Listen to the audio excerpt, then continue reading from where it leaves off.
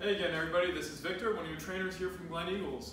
And we're going to cover another segment for the shoulder. I'll call this one shoulder 2, and I'll make sure to get a close-up on it as I forgot to do that in the last video. So, hopefully everybody's been able to review the past 3 videos that I did. I talked a little bit about stretching and mobilization, as far as flexibility and mobility goes. And then I also went into a couple of drills as far as utilizing the scapula, or better yet, the shoulder blade itself. And we also did some stretches on another segment for the anterior part of the body as far as the upper body goes, and that would be more for the pectoralis region. Today's goal is we're going to work a little bit more with the rotational aspect of the shoulder. We'll be doing a little bit of external, internal rotation, and then we'll be touching up a little bit on stretching for the posterior region of the shoulder itself, doing a little bit of what we call horizontal adduction. Okay, so we will be doing the same method that I've been discussing previously, which is active isolated stretching. Just to piggyback on that, these stretches are going to be more movement involved. And some of these motions you're going to look at, you're going to say they look similar to exercises maybe that you've been prescribed in physio as far as physical therapy. They're probably exercises you've done with your trainer or you've actually done on your own. So think of it like this. The way that we're doing this variation or this method of stretching, it involves movement. And that's what I'm trying to get through as far as the message goes, is that everything that we do with this method is movement based. It is a short duration stretch, but is one that yields a very positive benefit, and one that I want you to understand that look at it more as exercising versus stretching. As far as the terminology goes, we have really fancy ways of naming things. Let's keep it simple, okay? So let's move into it. We're going to first start off with external rotation. I'm going to have 4 different variations of this stretch. So I want you to test a few out. As far as the rep scheme goes, we're going to treat it the same as I did on the last video. I'll have you do 1 set, 10 repetitions. Start with that as far as every exercise or every movement goes. And keep it like that, all right? Until you feel that you find what's best for you, what you like the most as far as the stretch goes, and then you can increase your volume from there, maybe an additional set or just a couple more repetitions, that is, okay? So once again, everything that we do today, 1 set, 10 repetitions. I'm not going to run through all 10. I'm just going to describe and show it to you, doing a few of each, and then you can just pick up on your own from there, okay? So first one is going to be, I'll do this from the side and then also from the anterior view. There will be external rotation of the shoulder, but we're going to do it from a standing position with the arm to the side. So we want to think about the bone here, okay? The humerus itself and the head of that humerus within its actual capsule here, the shoulder capsule, or the shoulder, the cavity there, where the glenohumeral joint they call it, right? So we're going to first start off with a hand here, and we're going to rotate as if the thumb was going out to the side. Bring it back in, out to the side. You're going to do 2 seconds. And what you're going to feel is a little bit of motion and a little bit of a contraction that occurs through that posterior region of the shoulder itself. I'll show you from the front here, standing nice and tall, and we're going to rotate out. Once you start finding that restriction, you hold there for 2 seconds, bring it back in, and like I mentioned before in the other video, the other segment we did, you're going to try to slowly, gradually get into it, right? Think about adding an additional pound of pressure for each repetition that you do, trying to increase your range of motion. And pay attention to your body, okay? Try to feel what's happening here. You're going to feel a little bit of a pull going on as far as the stretch goes. You're going to feel a little bit of contraction going on, so it'll allow you to be a little more in tune with the muscles that are involved with these motions, okay? So that's external rotation from a standing position here with the arm to the side. We're going to move into, and actually we'll do the elbow to the side, which will probably look similar for many of you that have done rotator cuff rehabilitation as far as this external rotation goes. So my elbow will be to the side. I'm going to keep my hand still here in this position as we did with the previous exercise, and we're going to go ahead and externally rotate with the elbow to the side here, okay? So we'll do out to the side, hold it, 1, 2, and you're trying to gradually increase that range of motion, okay? If you find yourself getting pinned at the same point every time, that's all right. Hold it there. Feel for it, okay? Many of you do exercise, you have no idea what you're actually working. Okay, over time, you'll see that you may increase your range of motion, and guess what? That'll offer the ability to start strengthening within those additional ranges of motions you gain. And as I stated in the previous video that we had done, I mentioned what usable range of motion is versus useless range of motion, right? Which many of us find with our flexibility training programs, we don't really increase range of motion. Therefore, we never really have the opportunity to strengthen in additional ranges of motion. So think about that. As I mentioned before, your goal, think about your intention, what it is that you're trying to do, why you're trying to increase that type of range of motion. Is it something you need to rehabilitate? Is it something you've always had limitations with? Is it something that you need for your sport or just for your activities of daily living? Okay, so that was the external rotation with the elbow to the side. We're gonna now go into an elevated position here, okay? So for some of you, this may not be comfortable. You can actually find yourself in a position where you can elevate the arm and have something supporting the arm. So I'll show you this one from the standing position here. My elbow's off to the side. This can be your countertop and maybe stack up a couple books or anything like, you know, that allows you to get to this position where the shoulder is in alignment with that elbow. And then you're gonna go ahead externally rotating out. Okay, so you'll see my elbows at about 90 degrees. I can internally rotate down here and then externally rotate back out. What I like to do with this one is I'll stabilize myself through my midsection here, okay, my trunk. I want to think about making sure I'm not hyperextending in this motion. Sometimes we'll try to gain a little more range of motion and not realizing that we're compensating tremendously. So I'm going to show you from the side here. This is unassisted. Stabilize to the trunk. I'm going to externally rotate out to the side. Here we go. And try to envision that. As my bone's in here, you're going to see this rotational aspect and all the muscles that are there attached are getting involved as far as the posterior region goes. You're going to feel that stretch as well internally. Don't take this one too far. If you feel any kinks or you feel like a cramp's going to come on, try to back off a little bit and slowly, gradually build yourself up to that. Okay, so that's the elevated position. Remember, shoulder, elbow in alignment. You can do it assisted or unassisted. Now, this is an additional one that you can add to it. We can use a rope.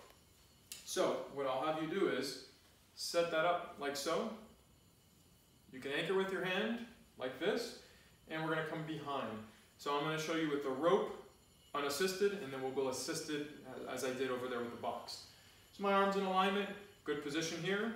Opposite hand, I don't want you to yank it, okay? You're going to still actively externally rotate that shoulder, and at the very end, when you find you're pinned, pull a little bit. Light, I mentioned before, pound of pressure. Don't pull hard, okay? Less is more. We'll slowly build up to it. Like I said, 10 repetitions. This one you'll feel quite a bit. Okay, so I'm going to go over here, assisted using the box. That's for a lot of you that just don't have the strength to keep the arm elevated. I'll pull up right here. Still maintain my 90 at my elbow. Arms in good alignment. I'm going to slowly externally rotate. I'll pull lightly. Bring it back to position. Back to the active position, externally rotating. That's no assistance. And then I pull. I get that additional assistance there, okay? So it could be a rope, it could be a yoga strap, whatever you have. Just make sure you're able to anchor that hand and have a nice supported position there, okay? So that covers 4 different movements as far as the external rotation goes of the shoulder. We're going to now do the internal rotation. This one's only going to have 3, okay? So think of it like this.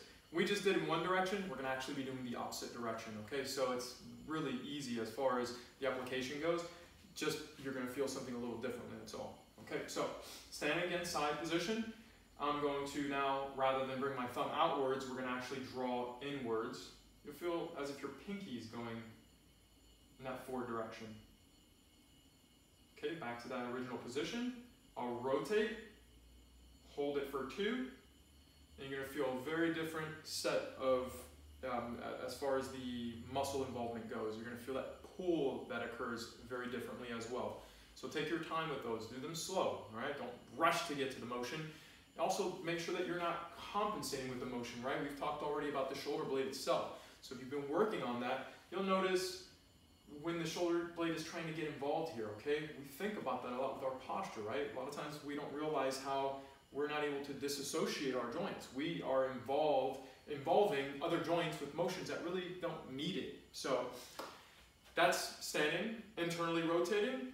We're going to now do the internal rotation, very similar to the external rotation, but we're going to do it from the standing position here, right? So let's see where I'm at. Outward, elevated, yep. All right, here we go.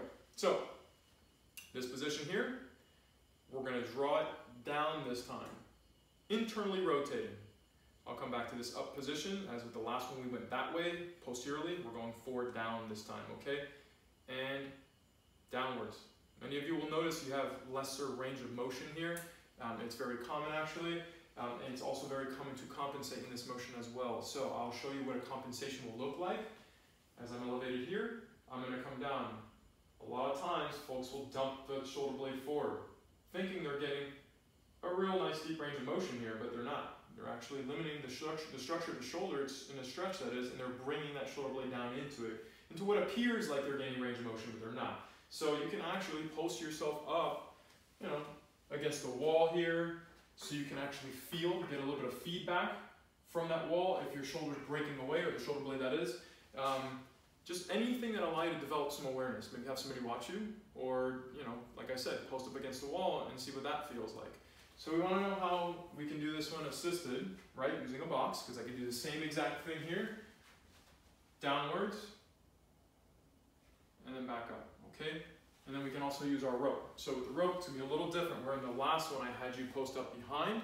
This one, we're going to actually bring this one where the rope is going to, this one's a little more confusing. So let me do it this way. I like to run this behind, and I'll grab the rope with my thumb, okay? So you can just post that to the side, and here I am. So, showing it from this position, I'm still elevated here. Rather than being up here and back, I'm gonna actually draw it down internally, and that's my range right there. But I'm gonna go ahead and pull just a little bit. That'll help me, okay? As far as increasing that range of motion, I'll draw down, actively involve my rotator cuff, pull, pull, pull, hold it, 1, 2. I'll do this from the side just so you can see it. I'm going to go ahead again, down, internally rotating and pulling. And as you can see, I'm not dumping my shoulder blade forward, right? So there's a true change that I can feel there with that range of motion. I'll show you elevated and assisted with the box. This obviously is going to feel a little different as well. Sometimes these assisted positions will allow you the opportunity to really get deeper into those stretches that you're looking for. And sorry about this one, because this one's a little confusing as far as position goes. So here we go. Alright, so back to the internal rotation, and then with the pull, downwards. Back position again, internally rotating, and feeling that pull. Don't get aggressive with these. You want to be nice and slow, really still involving the muscles in that active range, okay? Because if you start getting a habit of using a tool, such as a rope in this case, and yanking, you're going to find yourself, you're going to cheat. And you're really going to end back up into that passive stretch, where I've mentioned before, with static stretching, is just using an object and holding the joint or the leg, let's say, or the arm, or whatever it may be that you're stretching, and you're really not going to be getting that same feedback. You're going to limit yourself from getting that adaptation to utilizing those muscles to get to those positions and to own those positions. So that's the internal rotation. That was 3 components to it there.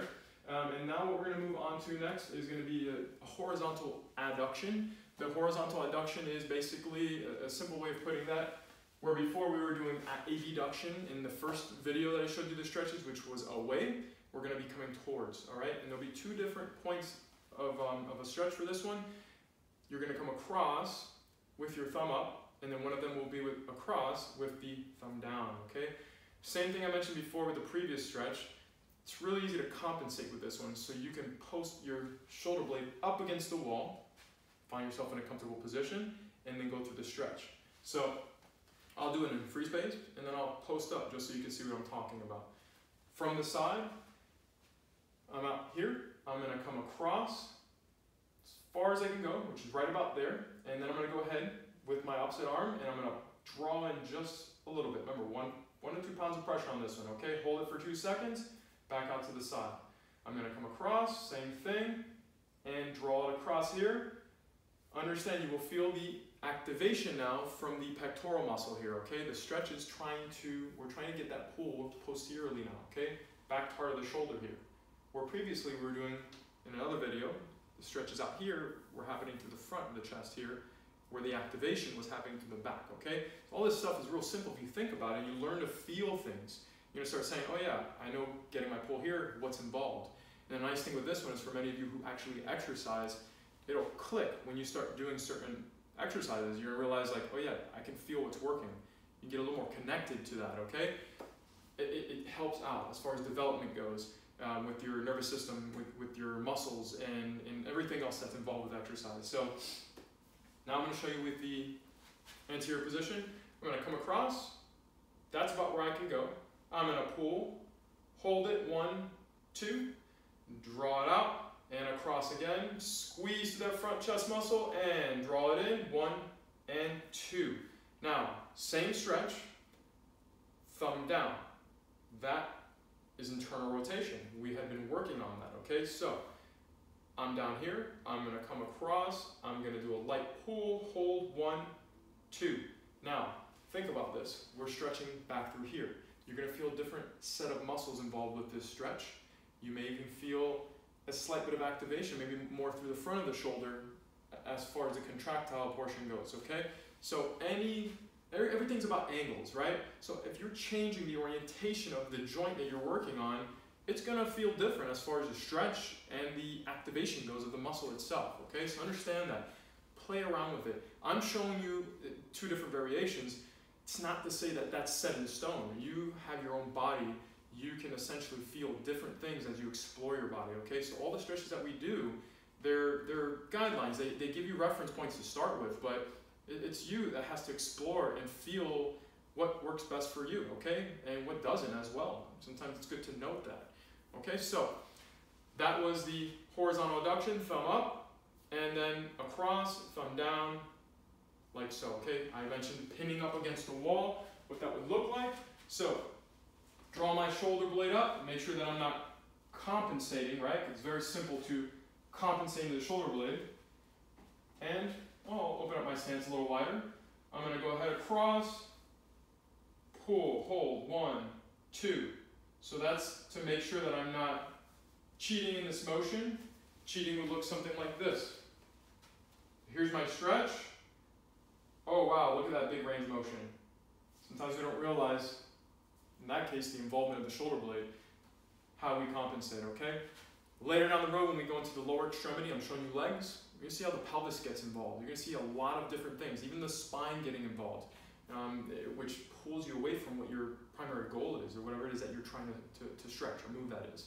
So that's horizontal adduction, 2 different points.